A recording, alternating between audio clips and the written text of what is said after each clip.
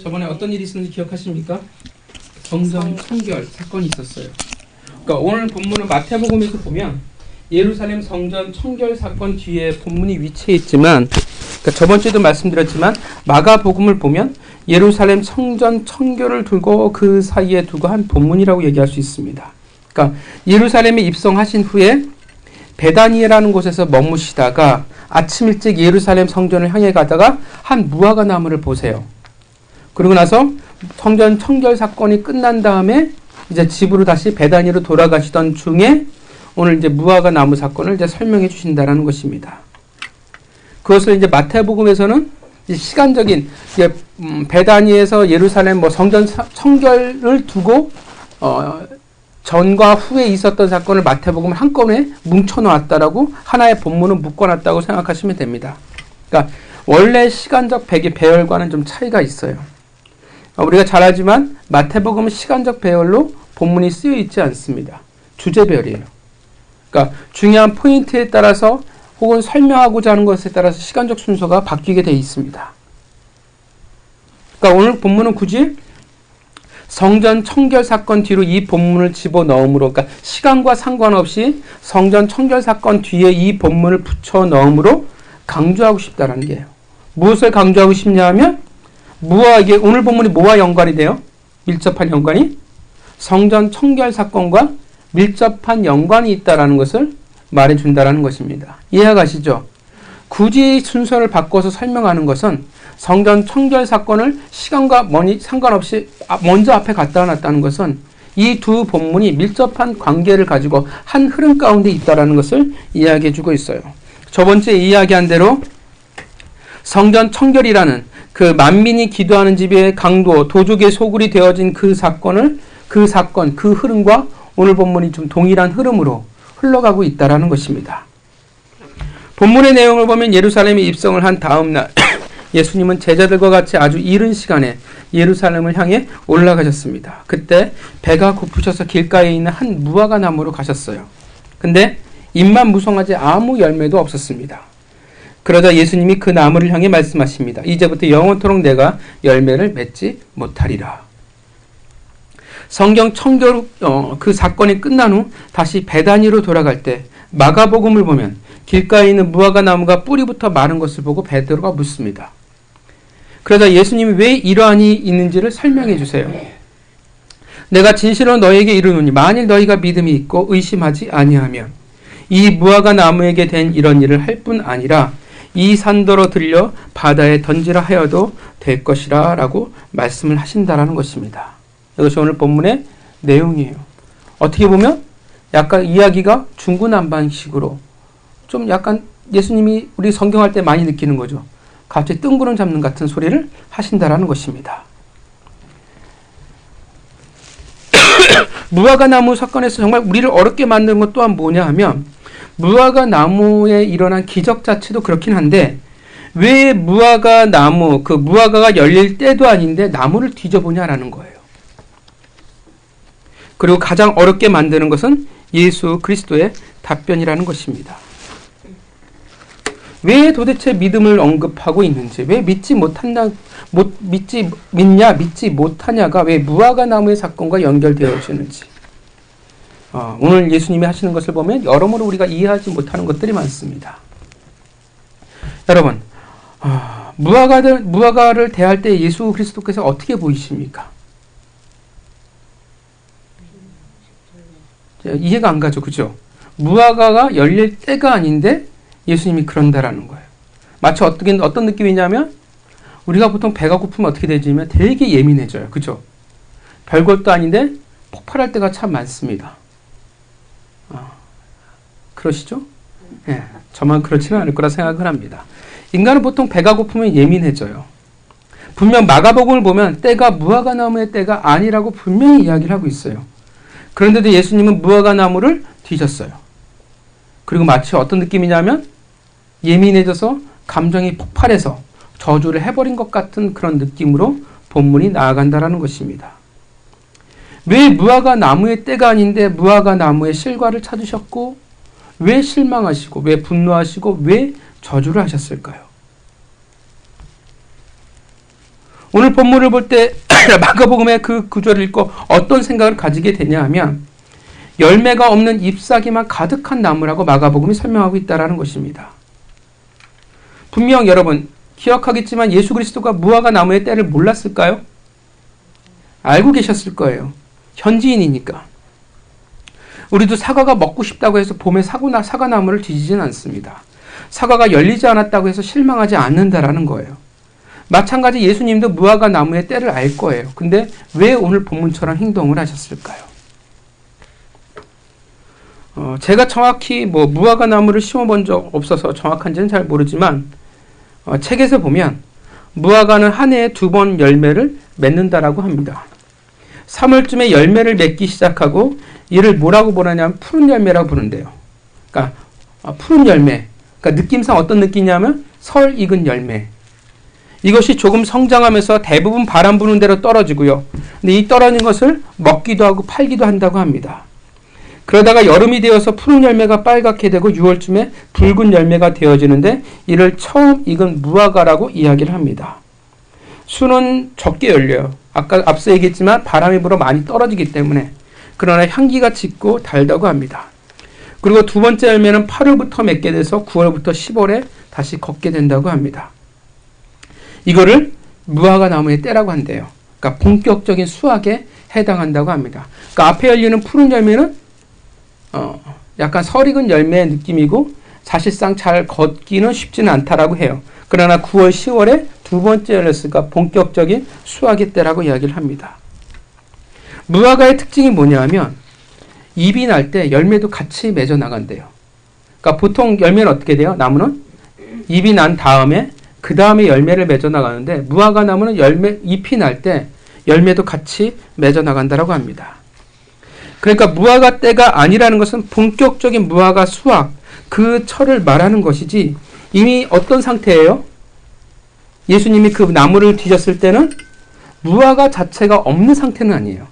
뭐가 있냐 하면 푸른 열매가 맺어 있는 상태라는 거. 아직 설이 있기는 했지만 분명히 열매라는 것이 매달려 있는 상태라는 것입니다. 그러니까 그래도 먹을 수 있는 열매가 있다라는 거예요. 잎이 무성하다는 자체가 어떤 의미가 되냐면 아까 앞서 얘기했지만 잎이 열릴 때 같이 열매를 맺어 나가잖아요. 그러니까 무성하다라는 성경의 표현대로 보면 이미 어떤 상태가 되어져야 되냐면 푸른 열매라도 설익은 열매라도 이미 맺어 나가고 있는 상태가 되어야 한다는 것입니다. 양이 적을지는 모르고 썩 좋은 상태의 열매일지는 모르지만 어쨌든 열매는 있어야 된다는 거예요. 맺어 나가는 열매는 있어야 된다는 거예요.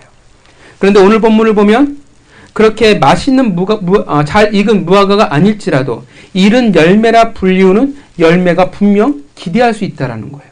맺어 있는 상태가 되어야 된다는 거예요. 그러니까 예수님은 그런 열매를 찾으신 거예요. 설익은 열매, 푸른 열매를. 그런데 그 나무는 잎이 무성함에도 불구하고 그 열매조차 없다라는 것입니다. 설 익은 열매조차도 없는 무화과 나무. 잎사귀가 무성하다면 반드시 맺혀 있어야 할 열매가 그곳에 없다라는 것입니다.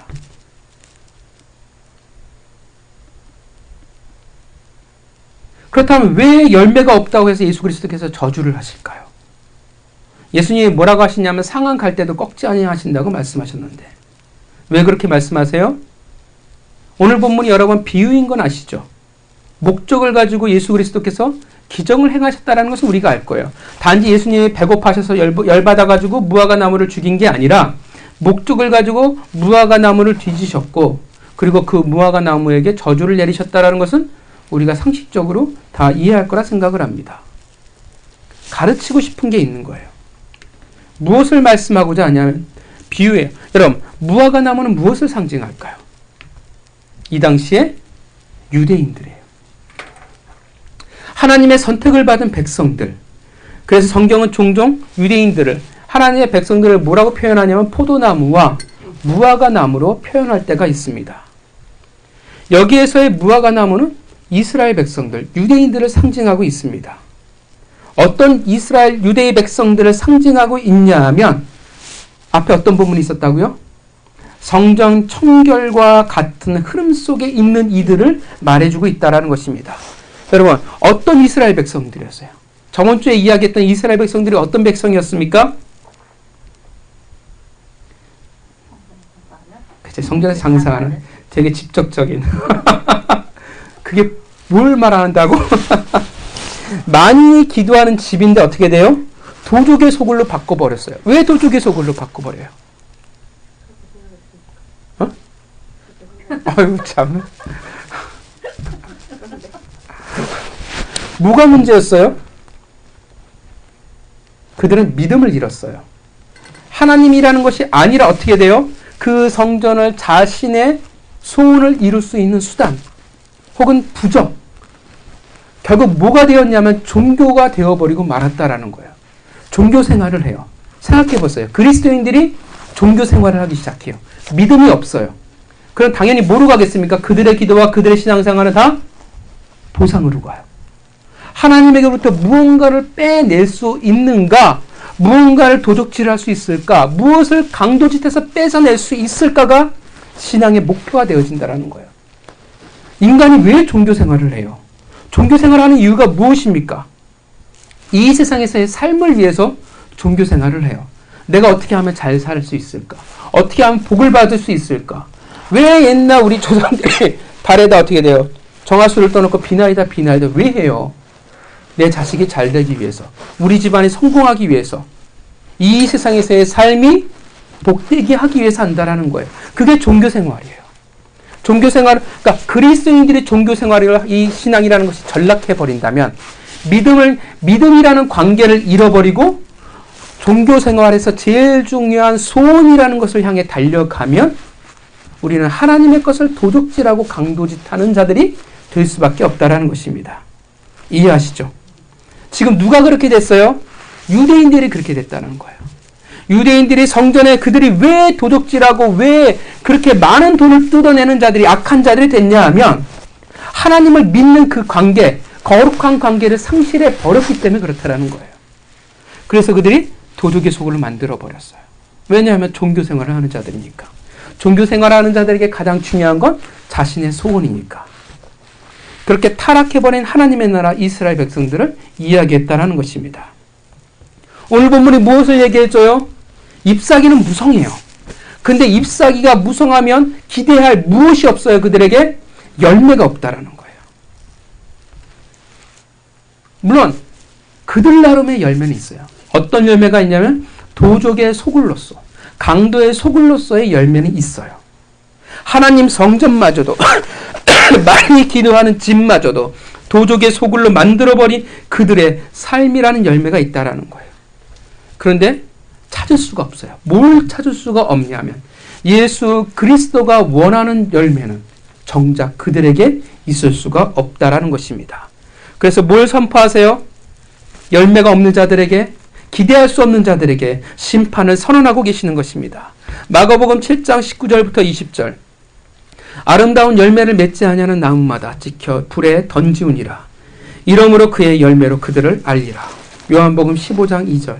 물은 내게 있는 가지가 열매를 맺지 못하면 아버지께서 이것을 제하여 버리실 것이고. 요한복음 15장 6절.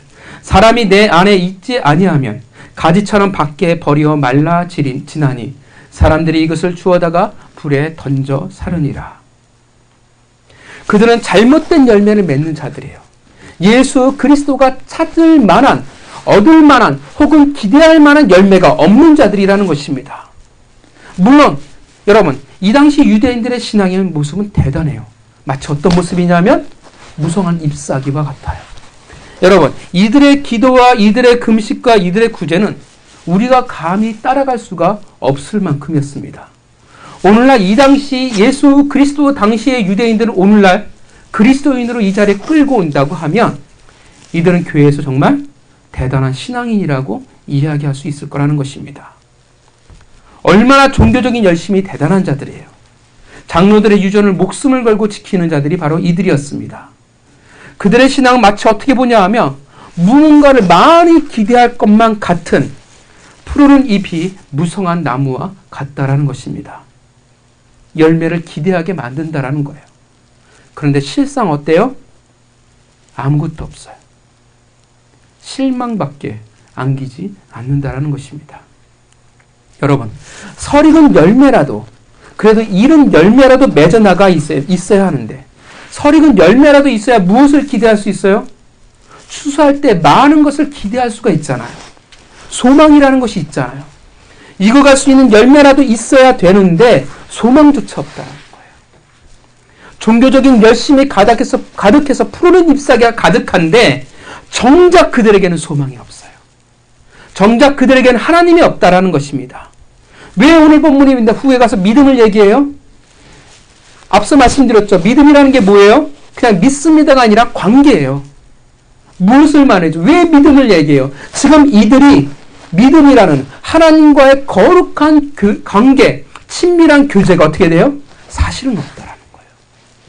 성전에서 열심히 제사를 드리고 열심히 그들이 금식하고 기도하지만 정작 제일 중요한 뭐가 없냐면 하나님과의 사귐이라는 것들이 없다라는 거예요. 인격적인 관계가 결여되어 있는 상태라는 것입니다. 그래서 소망이 없어요. 단지 종교일 뿐입니다. 도적의 소굴과 오늘 무화과 나무가 동일합니다. 종교인이니까 하나님을 이용해서 혹은 신앙이라는 것을 통해서 이 세상에 장사하며 살아갈 뿐이라는 것입니다. 그래서 기대할 수 없습니다. 그래서 열매가 없습니다. 신앙의 행위만이 가득한 이스라엘, 유대인들, 그 하나님의 백성들. 신앙이란 이름으로 이 세상에 자신의 것을 이루기 위해서 신앙을 이용하는 자신의 소원의 수단으로 삼아버리는 수많은 도적들과 강도들.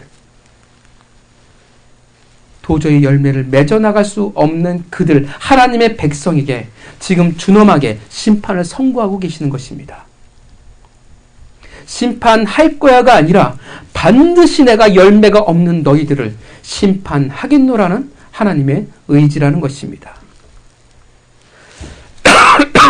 결국 하나님의 백성으로서가 아니라 세상의 백성으로 살아가는 자들. 하나님의 인생의 힘이라고 말하지만 결국 그들이 살아가는 것은 세상의 힘으로 살아가는 그들. 도적의 나라와 도적의 세상.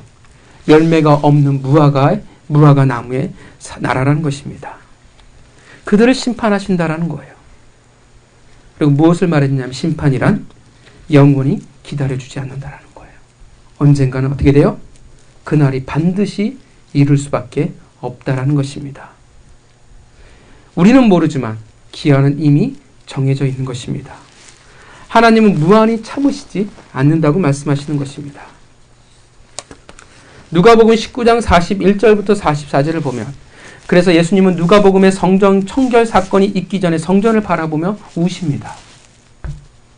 날이 이를지라 내 원수들이 토둔을 쌓고 너를 둘러 사면으로 가두고 또 너와 및 그 가운데 있는 내 자식들을 땅에 메어치며 돌 하나도 돌 위에 남기지 아니하리니 이는 내가 보살핌을 받는 날을 알지 못함을 인함이니라 하시니라.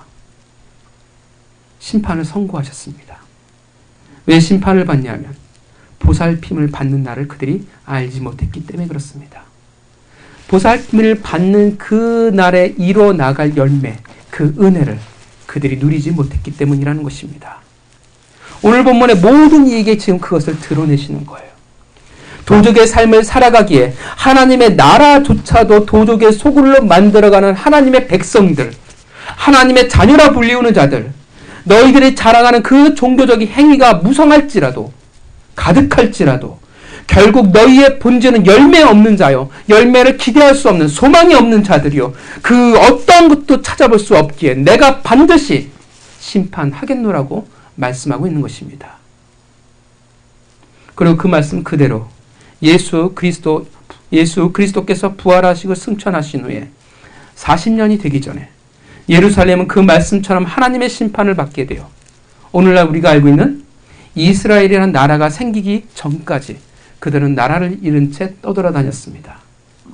여러분, 지금의 현재 있는 이스라엘이 언제 건국됐는지 아십니까? 1948년이었어요. 오늘 보면 예루살렘이 멸망한 게 주후 한 2450년 때, 40년, 50년 후 정도에 예루살렘이 멸망을 해요. 거의 2000년간을 그들은 나라를 잃은 채 떠돌아다니며 살아가게 되었습니다. 심판이 너무하다고 이야기할 수 있을까요? 아니요. 목적을 잃어버리면 제하여 버릴 수밖에 없습니다. 여러분, 포도나무의 목적이 뭡니까? 무화과 나무의 목적이 뭐예요? 열매예요. 과수원지기가 열매를 맺지 못하는 나무를 베어버렸다고 해서 과수원지기를 욕하는 사람은 없어요. 왜냐하면 그것이 당연하기 때문에 그렇습니다. 목적을 잃어버리면 소망을 걸 수 없으면 잃어버리면 어떡하냐면 제해버릴 수밖에 없어요. 그것은 하나님의 법칙이 아니라 이 세상의 일반 법칙이기도 하다라는 것입니다. 그것을 심판이라는 말을 통하여 할 뿐이라는 거예요. 언젠가 그 나이에 이르면 심판할 수밖에 없습니다. 그런데 여러분, 하나님의 심판에는 목적이 있어요. 어떤 목적을 두고 심판하실까요? 이것이 우리의 놀라운 은혜입니다.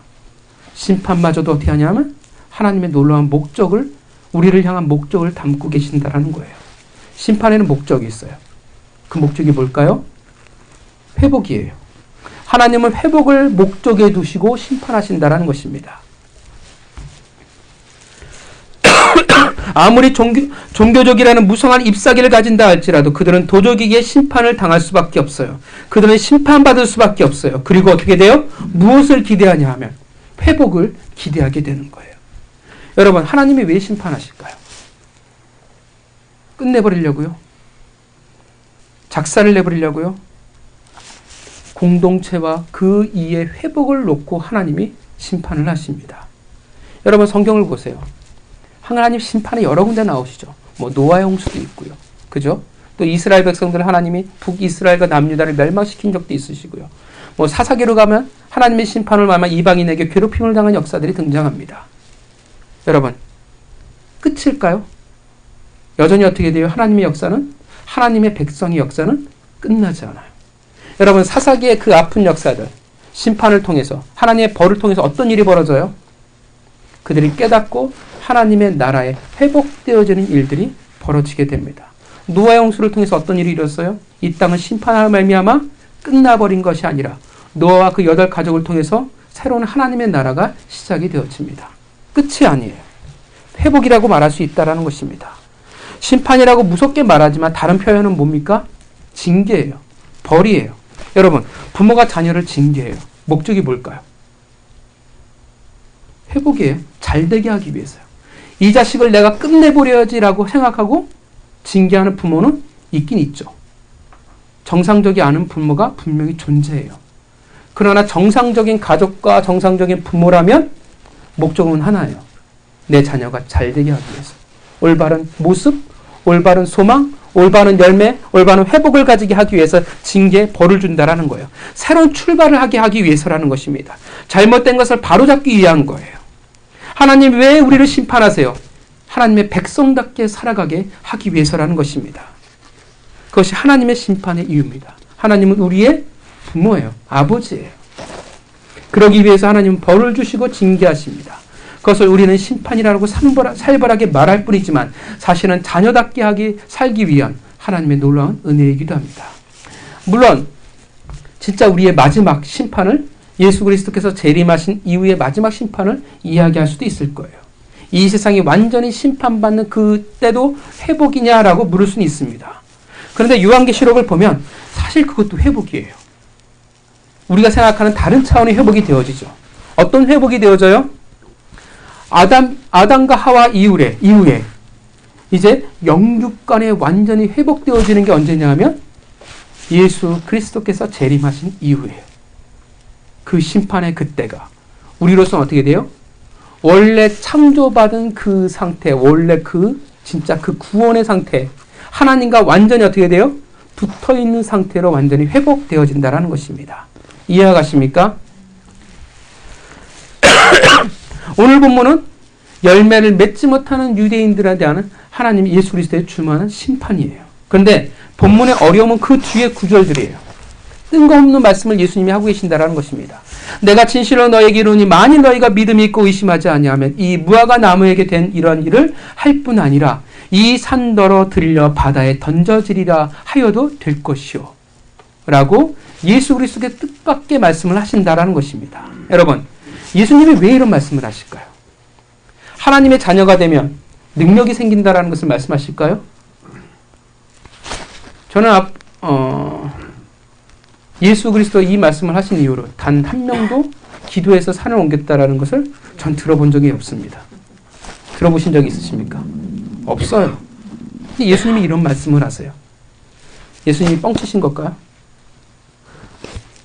왜 이런 말씀을 하실까요? 이 구절을 잘 보면 이렇게 풀어서 이야기할 수 있습니다. 믿음이 있고 의심하지 아니하면 이 무화과 나무에게 된 일과 믿음이 있고 의심하지 아니하면 산이 바다에 던져지게 된다라는 게 문장이 같은 구조로 풀어서 이야기한다라는 거예요. 그러니까 한 문장을 두 문장으로 나눠서 이야기할 수 있다라는 것입니다.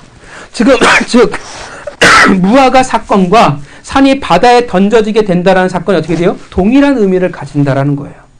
이해가세요? 즉 하나님과 믿음의 관계 가운데 있다면, 하나님과 정상적인 상황과 상태 가운데 있다면, 종교 생활이 아니라 자신의 소원이 전부가 아니라 진짜 신앙이라는 관계 가운데 있고 오늘 본문 무화과처럼 열매를 맺는 삶을 살아간다면 이스라엘 대표하는 무화과를 심판한 사건이 어떻게 돼요? 일어난다라는 거예요. 무화과는 여러분 열매가 없기 때문에 심판하는 사건이에요. 그 열매가 없기에 심판하는 사건이 기도하면 산이 바다에 던져지리라는 사건과 동일하다라는 거예요. 다시 말하면 하나님과 그 믿음의 관계 가운데 살아간다면, 만인이 기도하는 집에 거하면 너희가 진짜 거하며 살아간다면, 그렇게 은혜를 구하고 그렇게 열매를 맺는 자라면 어떤 일이 일어나냐면 예수님이 이스라엘을 심판하시고 바꾸신 사건이 너희들에게 동일하게 일어난다라는 거예요. 무화과 나무를 심판한 일이 동일하게 반복되어진다라는 거예요. 그 말은 이 산이 들려 바다에 빠지는 기이한 일은 무엇을 결국 말하냐 하면 단지 초자연적인 현상, 기적을 말하는 것이 아니라 무엇에 초점이 맞춰져 있어요? 심판에 초점이 맞춰져 있는 거예요. 이해가세요? 그 심판이란 그 믿는 자들을 향한 그 기이한 일이 믿는 자들은 너희들을 통해서 일어날 수 있다라는 거예요. 아직도 어렵죠? 이 산이 무엇을 말하고 있을까요? 이 산이 무엇이에요? 왜 흐름을 놓치면 안 돼요. 이 본문의 흐름이 지금 어디에서 계속 이어지냐 하면 성경 청결과 계속 이어지는 본문이에요. 산이라는 것이 무엇입니까? 성경 청결로 넘어가면 그들의 근거예요. 여러분, 그 산에 뭐가 있는데요? 그들의 도적의 소굴의 중심인 하나님의 성전, 이 당시에 불렸던 헤롯의 성전이 있다라는 것입니다. 성전이 있는 시온산이에요. 예루살렘과 동일한 의미로 언급되어지는 그 시온산, 그들의 근거, 왜냐하면 그들의 성전이 있으니까. 여러분, 유대인들이 뭐라고 얘기해요? 우리는 안 망한다고 얘기를 해요. 왜 안 망한다고 이야기하냐면 하나님의 성전이 우리에게 있기 때문에 우리는 절대 망하지 않는다고 이스라엘 백성들이 이야기를 했어요. 그들의 권세였어요. 성전은 그들의 자랑이었습니다. 그들의 종교 생활이 이루어지는 곳이에요. 그들의 소원을 성취하기 위해서 제사를 드리는 곳이에요. 결국 도적의 소굴이 있는 곳이 어디였냐면 산이었습니다. 무엇을 말씀하십니까? 그 산을 던진다라는 것은 우리가 말하는 진짜 마운틴이 아니라 성전이 있는 곳을 얘기하는 거예요. 그들의 근거, 그 소굴을 너희가 집어던지게 된다라는 거예요. 왜 집어던져야 돼요? 새롭게 시작해야 되니까. 새롭게 다시금 만민이 기도하는 집으로 어떻게 돼요? 바뀌어야 되기 때문에 그렇습니다. 너희가 온전한 믿음의 관계 가운데 살아간다면, 만민이 기도하는 집에 너희가 진짜 거하는 자라면, 너희가 열매를 맺는 자라면, 내가 그랬듯이 내가 그들의 무화과 나무를, 그들의 종교적인 행위를 심판하고 새롭게 했듯이 너희도 나의 길을 그렇게 따라가는 제자인 너희도, 그리고 너희를 통하여 이 세상의 근거, 이 세상의 권세를 던져버리고 새롭게 하겠다는 뜻이라는 것입니다. 이해가 가십니까? 바로 이 일을 통해서 너희가 하리라는 주님의 말씀입니다. 왜 기도를 말씀하세요? 이건 그러니까 우리가 이루어주세요 그 기도를 말하는 게 아니라 이 안에 거하는 자들의 기도예요. 이 세상을 심판하고 이 세상을 다시금 바꾸고 갈 자들의 기도예요. 하나님이 그 기도를 어떻게 하시겠어요? 응답하세요. 그 기도가 어떻게 돼요? 이루어질 수밖에 없는 거예요. 왜냐하면 그것이 우리의 부르신 목적이기 때문에 그래요. 이 본문에 나오는 기도는 우리가 원하는 것을 말하는 것이 아니라 지금 이 땅을 새롭게 할 자들의 기도, 하나님의 우리의 부르신 목적대로 이 땅 가운데 이루갈 자들의 그 믿음과 기도라는 거예요. 당연히 어떻게 돼요? 이루어질 수밖에 없다라는 것입니다. 왜냐하면 우리는 이 세상을 바꾸기 위해서 우리는 부르심을 받았기 때문에 그렇습니다. 여러분, 아브라함을 부르신 목적이 뭐예요? 세상에, 만민이 세상에 너를 통하여 복되게 하기 위해서. 그것이 오늘날 우리의 부르심의 목적이라는 것입니다. 우리를 통하여 이 세상이 복되게 바뀌는 거예요. 그것을 위해서 어떻게 돼요? 예수 그리스도께서 무화과 나무의 열매를 심판하신 거고, 그리고 우리가 이제는 이 산을 들어 던지는 자가 되어지는 것입니다. 하나님의 백성이건만 다른 삶의 근거를 살아가는 자들, 하나님의 백성이건만 믿음과 하나님의 은혜를 잊어버린 채 단지 종교적인 생활로 전락해버린 또 하나의 사사기의 시대를 살아가는 이 시대를 바꾸기 위해서 우리가 부르심을 받았다라는 것입니다.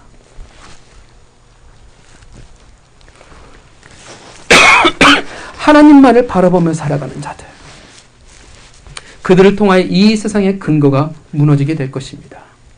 오늘날 그리스도인들이 무엇을 말하면 제일 많이 말해요? 하나님은 하나님이고 세상은 세상이라고 이야기를 해요.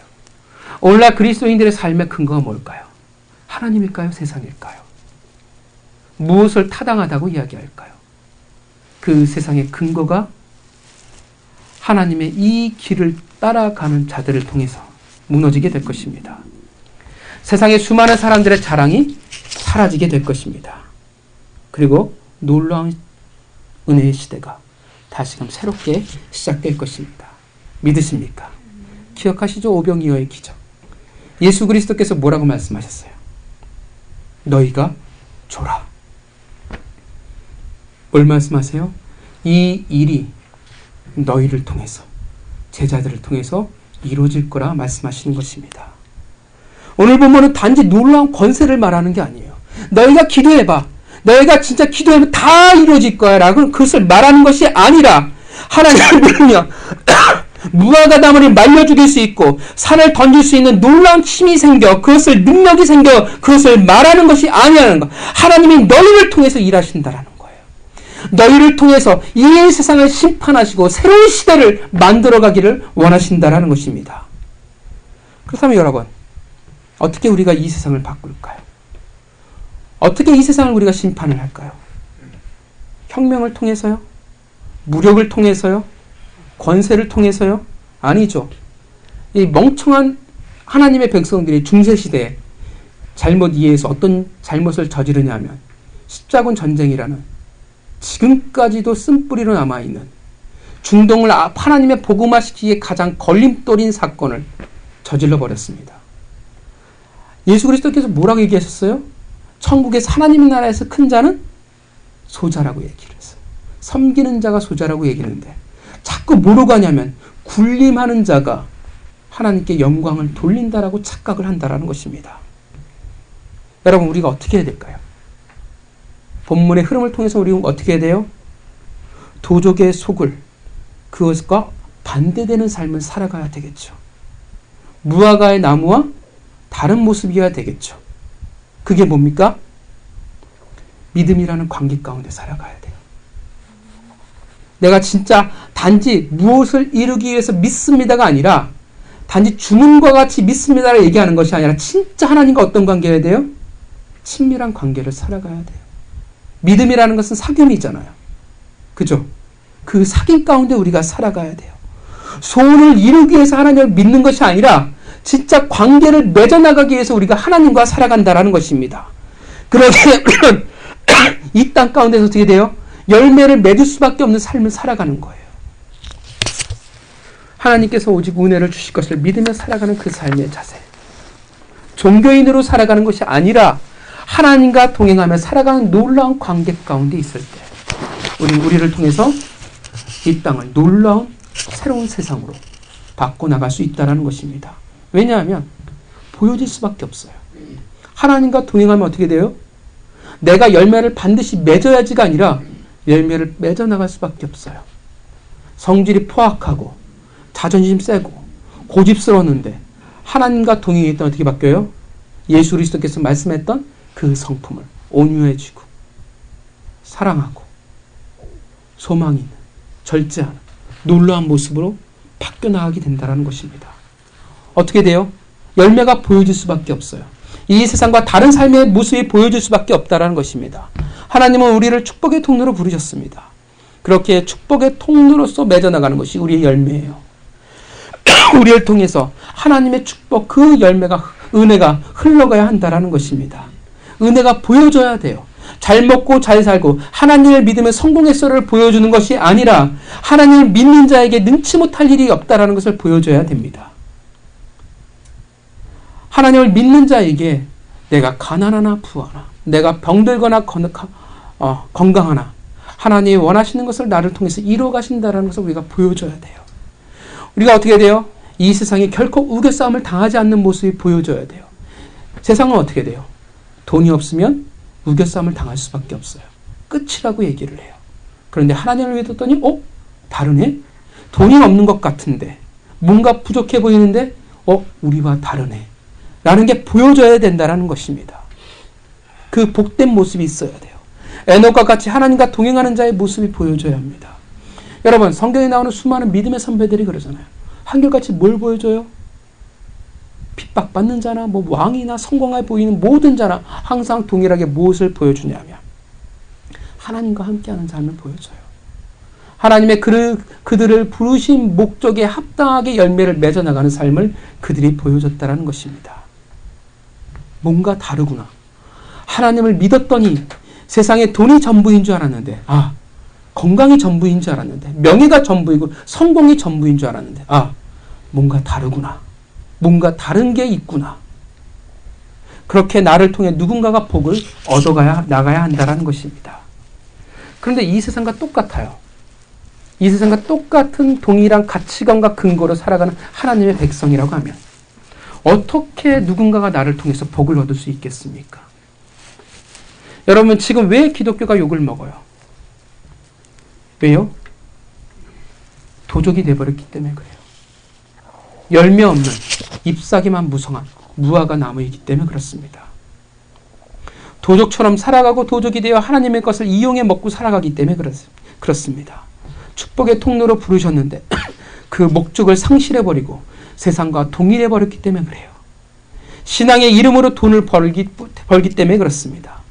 그리스도인이 된 목적이 하나님을 알아가고 하나님과 동행하며 살아가는 그 관계가 아니라, 그 회복이 아니라 내가 세상에서 잘 먹고 잘 살고 싶은 것이 전부이기 때문에 그렇습니다.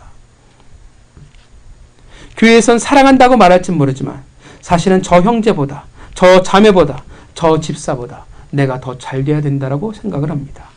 더 성공해야 된다고 이야기를 해요.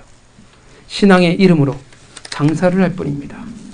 그러니까 맨날 어떻게 돼요? 기도가 똑같아요. 자라남이 없어요. 맨날 기도의 중심이 뭐냐면 하나님이 없어요. 하나님이 하고 싶은 것, 하나님이 원하는 것이 없고 여전히 내가 하고 싶은 것만 기도의 전부가 되어져 버린다는 것입니다. 자신의 성공을 위해서 빌고 또 빌 뿐입니다. 여러분, 그딴 식으로 기도하는데 새벽 기도가 무슨 의미가 있고 사실 금식 기도가 무슨 의미가 있겠습니까? 집에서 하는 것과 뭔 일이 있어요? 왜 교회까지 굳이 나와가지고 그렇게 힘들게 자신의 소원을 비나이다 외치고 있을까요? 차라리 집에서 정화수 하나 껴놓고 비나이다 하는 게 훨씬 더 편할지 모르겠습니다. 기도란 하나님의 뜻을 알기 위함이고 하나님과 대화를 하기 위함인데 기도를 자신의 소원을 이루는 주문으로 판단해버립니다. 늘 말씀드리지만 자신의 소원을 구하는 것이 결코 잘못 아닙니다. 하나님은 소원을 구하라고 말씀하셨어요. 근데 그것이 전부일 때가 문제라는 거예요. 또 신앙생활을 이제 막 시작한 사람들은 어쩔 수 없어요. 그건 당연한 거예요. 성장 과정이에요. 그런데 10년, 20년, 30년, 40년이 되는데 여전히 똑같다면 그것이 문제라는 거예요. 무엇을 말해줘요? 자라나지 않았다라는 거예요. 자신의 출세와 성공을 위한 수단으로 기도를 삼아버렸다라는 것입니다. 그가 어떻게 제대로 된 믿음이라는 것을, 하나님의 관계라는 것을 만들어갈 수 있겠습니까? 동행할 수 있겠어요? 오늘 본문이 계속 뭘 얘기해요? 믿음을 얘기하고 있거든요. 너희들을 단지 수단으로 삼은 자들과 과연 어떤 건강한 관계를 만들어 가겠습니까? 여러분들을 누가 만나요? 사귀어요. 근데 여러분들이 가진 재산과 돈이 전부예요. 그게 어떻게 건강한 관계라고 얘기할 수 있겠어요? 자녀가 부모를 열심히 찾아가 만나요. 근데 목적이 있어요. 유산을 받기 위해서, 잘 보이기 위해서요. 그 부모가 어찌 행복할 수 있고 어찌 기뻐할 수 있겠습니까? 어찌 그런 이들에게 여러분 소망을 볼 수 있겠어요? 어찌 그들에게 더 나은 관계, 그 믿음을, 미래를 기대할 수 있겠습니까? 그래서 오늘 그리스도인들의 문제는 열매 맺지 못하는 혹은 소망이 없는 무화과 나무와 같다라는 것입니다. 목적을 잃어버렸어요. 무화과 나무가 존재해야 할 목적을 잃어버린 것과 같다라는 것입니다. 도적이 되어버리고 말았습니다. 하나님을 이용해서라도, 신앙을 이용해서라도 출세하고 병 낫고 건강하고 이 세상에서 군림하는 것이 전부가 되어버린 세대가 되어버리고 말았다라는 것입니다. 그래서 이 세대가 어둡습니다. 십자가는 정말 많은데 이 밤을, 어둠을 밝힐 만큼 십자가는 너무나 많은데, 어떤 사람이 그러더라고요. 한국은 밤에 보면 공동묘지 같아 보인대요. 이해하시죠? 그렇게 많은데 어둡다라는 거예요.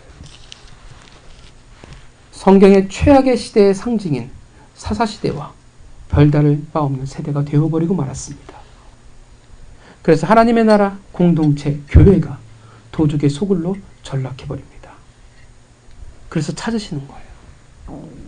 도적질이 아니라 믿음으로 그 은혜를 구하며 살아가는 자들, 부르심의 그 목적대로 이 땅의 축복의 통로가 될 자들, 하나님이 원하시는, 찾으시는 그 열매를 맺어나가는 자들, 기대할 수 있는 자들, 그렇게 이 땅의 권세와 이 땅의 근거인 그 산을 바다에 던져버릴 자들을 오늘 이 땅에서 애타게 찾고 계시는 것입니다. 사랑하는 성도 여러분, 그 찾으시는 이가 바로 우리가 되기를 원합니다. 이 땅의 권세인, 이 땅의 그 근거인 그 산을 바다에 던지울 자가 바로 우리가 되기를 바랍니다. 하나님과 더불어 살아가는 삶, 그 축복의 통로로서의 삶, 그렇게 살아가게 그 삶의 영향력을 가지고 살아가는 자들, 이 땅의 권세, 이 땅의 권세를, 근거를 이 땅에서 쓸어버릴 수 있는 자들이 되기를 바랍니다. 그런 하나님의 통로가 여러분이 되기를 바랍니다. 그렇게 다시금 이 땅에 하나님이 찾으시고 원하시는 그 믿음이 꽃피우는 세대를 만드는 자들이 여러분들이 되었으면 좋겠습니다. 여러분, 이 땅에 다시금 부흥이 찾아온다고 하면 얼마나 좋겠습니까? 다시금 하나님의 그 말씀과 하나님의 이름을 순수히 찾는 자들이 이 땅 가운데 일어난다면 여러분 얼마나 기대에 맞지 않는 시대가 되겠습니까? 바라긴 여러분들이 되었으면 좋겠습니다.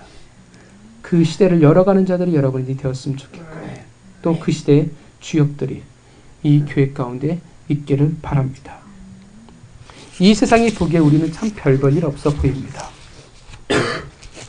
별 볼 일 없지만 우리는 열매를 맺어나가고 소망하는 자들에게 이 세상의 자랑, 그들의 타당함을 바다에 던져버리는 자들이 되기를 바랍니다. 더 이상 그렇게 그리스도인들이 세상에서의 그 산과 그 권세와 그 타당함을 떠들어대지 않기를 바랍니다. 성공이라는 그 산이 전부가 되어버린 자들, 그곳에서 자신의 소원을, 성전을 세우는 자들, 그래서 하나님의 자녀들을 하나님에게서 도둑질해버리는 자들, 그들이 끊임없이 떠들어대는 세상에 살아가는 삶의 근거, 우리와 우리 교회가 받고 나가기를 바랍니다. 산을 들어 바다에 던지우는 자들, 이 세상의 근거를 던져버리는 자들, 그리고 다시금 하나님의 위대한 꿈을 이 땅에 심어나가는, 그렇게 열매를 기대하고 맺어나가게 만드는 자들, 그들이 바로 여러분이 되기를 바랍니다. 사랑하는 성도 여러분, 여러분이 딛고 있는 그 모든 그곳이, 살아가는 그 모든 곳이 하나님의 거룩한 집이 되어지길 바랍니다. 여러분이 딛고 서 있는 그 모든 곳이 열매를 맺어나가는 곳이, 기대하는 곳이 되어지기를 바랍니다. 여러분의 그 모든 삶이 이 땅의 권세와 이 땅의 근거를 던져버릴 수 있는 그곳이 되어지기를 바랍니다. 사랑하는 성도 여러분, 하나님이 우리를 부르신 목적 그대로 축복의 통로, 그리스도인답게 그 믿음 가운데 살아가는 자가 되기를 바랍니다. 그렇게 잎사귀가 무성하고 그렇게 많은 열매를 소망하고 기대할 수 있는 정말 예수 그리스도가 찾으실 만한 자가 되기를 바랍니다. 한 주간 그 열매를 기대할 수 있는 삶이 되어지기를, 그렇게 한 주간 이 세상의 산을 바다에 던지며 살아갈 수 있는 하나님의 백성이 되어지기를, 영향력을 가진 자가 되어지기를 주님의 이름으로 축원합니다. 같이 기도하기 원합니다.